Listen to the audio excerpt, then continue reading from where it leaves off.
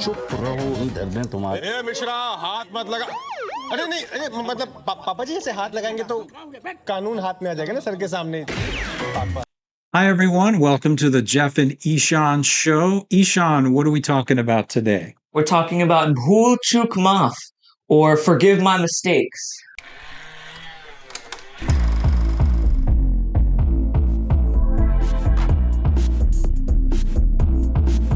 All right, it's a 2025 Hindi language supernatural romantic comedy, I'm going to call it, directed by Karan Sharma. What's it about? It's about this guy and this girl. They are in love. They want to get married. And the girl has a bit more money. And the girl's dad won't let the guy marry her because he doesn't have a job. So he says, if in these 3 months you don't get a government job, I won't let you marry my daughter. So that's where it all begins. He starts trying to find a job and then starts getting crazy. Starts getting crazy indeed. He goes to a guru who manages to take a bribe from him and says he can get him a government job, and then he disappears with the money. This movie is set in Varanasi, which we thought was very cool because we've been there. Do you remember going to Varanasi? Yeah, I remember a little bit riding boats on the Ganges and stuff. And there are a lot of gurus hanging out. And religion kind of permeates it. If you're not familiar with Varanasi as a point of comparison, it's kind of like the Vatican City for religious Indians. And it's a really sort of magical place. And I loved how religion kind of that presence of the commercialization of spirituality permeates the lives of the characters. There's a guru on every street corner, and you don't know which ones are sincere, which ones are con men, and neither does Ranjan, the protagonist. So he goes to a guru who runs off with his money after promising to get him a job. So in desperation, he makes a promise to God. Please, God, if you get me a civil service job, I will do a good deed. And sure enough, he gets a civil service job. But then the day before the wedding, he realizes he's stuck in a time loop and he's reliving the day before his wedding over and over. God is punishing him for not making good on his promise. This seems easily solved, but it's not. हमसे कोई भूल चूक हो गई हो माफ कीजिएगा। भूल चूक माफ करना। आशीर्वाद ले रहे हैं पिताजी। कौन पिताजी? चरण स्पर्श माता जी। आज तो बड़ा अम्मा के पैर छुए जा रहे हैं। कल से तो बहू के आगे पीछे घूमेंगे। बस उसी कल का इंतजार है भाभी। He tries a million good deeds, nothing snapping him out of the time loop. And finally, in desperation, he goes to end it all by jumping off a bridge. While he's there, he meets a young Muslim man who's also in crisis, also about to jump off the bridge.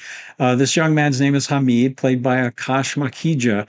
And they wind up finding a way to help each other out. The hijinks really take off from there. Ishan, am I leaving anything out? It was a great movie. It was a cool new take on the Groundhog Day kind of plot because once he does eventually break the loop, there was still drama and things happening afterwards. It wasn't like that was the end of the movie.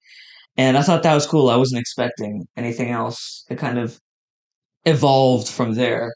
Yeah, I thought it was interesting. I really agree with that. It's a rom-com. It's a Bollywood rom-com. It has certain tropes that we expect in a Bollywood rom-com, but the plot is really unpredictable. It's really fresh. It's very much a masala film. Bollywood films are often called masala films because they're a mix, not of spices, but of genres. And this certainly has that element to it. I also really loved that it treats Hinduism and Islam with the utmost respect. And so there's a message of unity in the film too, which I appreciated very much. One thing that bugged me a little bit is, even though, yes, it's a masala film, the Groundhog Day time loop thing doesn't start until the movie's halfway over. It's really like two movies stuck together.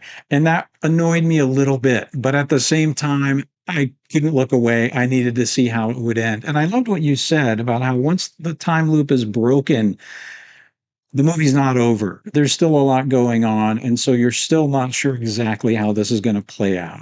I thought that was very cool about it.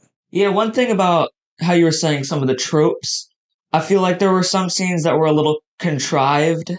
There was one part where there's just a little montage of him hanging out with his fiance, and she just happens to be dancing in the Gautuk dance studio that is directly beneath the guru he went to go get the job from. So, and he's just like bobbing his head. Like it just seemed a little forced, Yeah, fair enough. Yeah, I agree with that. but overall, great movie. How many stars do you give it? I think this is a good 4. I'd say I give it 4 stars. All right. I'm shocked to be saying this, but I totally agree with you. I also give it 4 out of 5 stars. Despite its imperfections, I also really loved the theme that you should do the right thing without expecting a reward for it. That was very cool. It's a heartwarming, feel-good kind of movie. I highly recommend it. Yes, we finally agreed. All right. Awesome. Thanks for watching. We'll see Thank you next time.